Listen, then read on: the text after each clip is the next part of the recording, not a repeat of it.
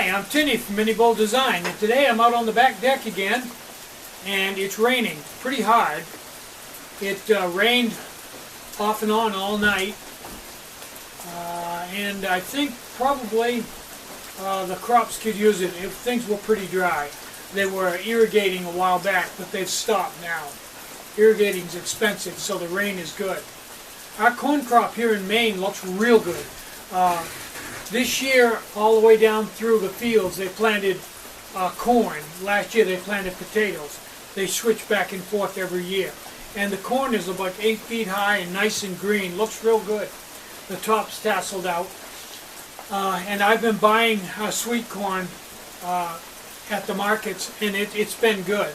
It's also been a real good year for blueberries, I understand. Our blueberries was a stellar year. We had a ton of blueberries. In fact, Beth last night, just to use some blueberries, made a blueberry crisp, which is kind of a cobbler type thing, and used a quart of blueberries to do that, and it was absolutely the best I've ever had. It was really good. A couple days before that, she made a blueberry cake, and it was real good flavor to the berries. I went out this morning into the factory and built M2s. I built 12 M2s. Took me a good part of the morning to do that. Then Beth came out with a list this long of different stuff that we needed to fill the orders. Just cut down pots and bongo tubes and that type of stuff. But a lot of it, a whole bunch of it.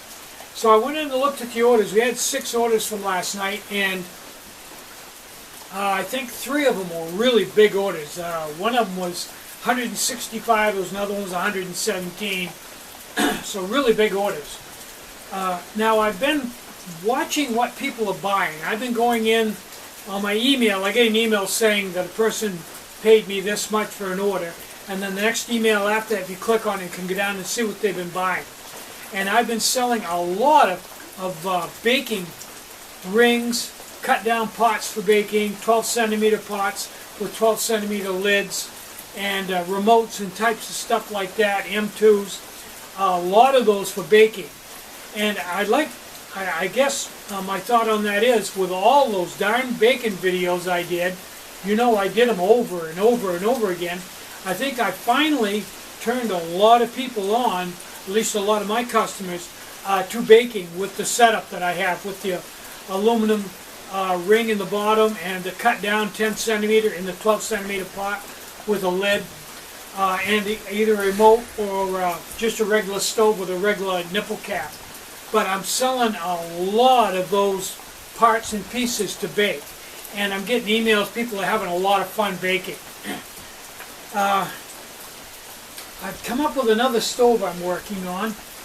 I'll show it to you here, but first up, let's look at 4 or 5 close-ups of it so you can really see what it looks like.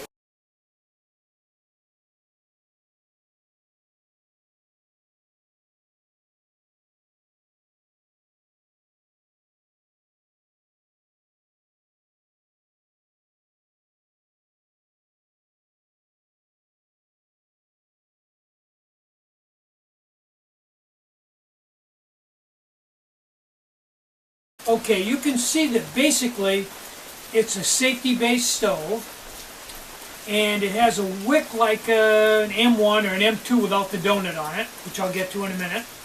Has a droop top, and more importantly, it has a miso body. So it's basically a miso safety base, an M1 miso safety base.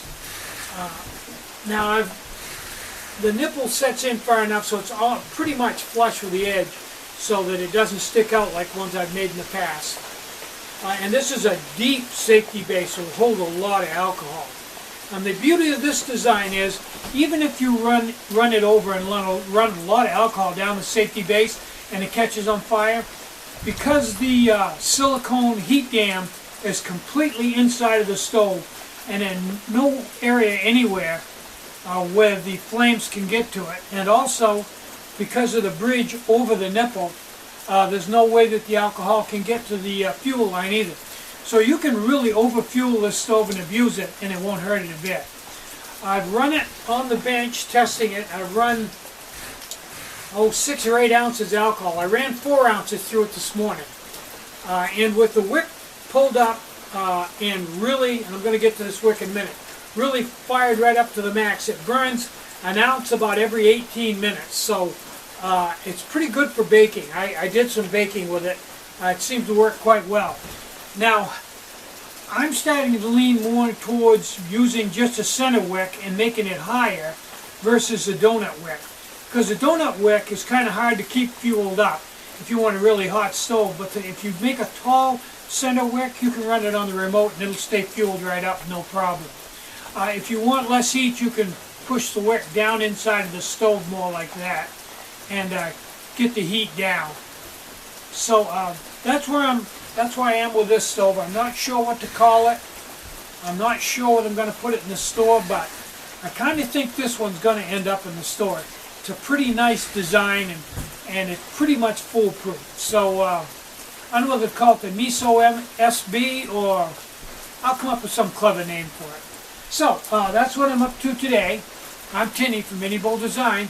Get out and hike, take a friend, enjoy the great outdoors, and more important than anything, try to get out and use your alcohol stove, and try to have a really great day. Bye-bye.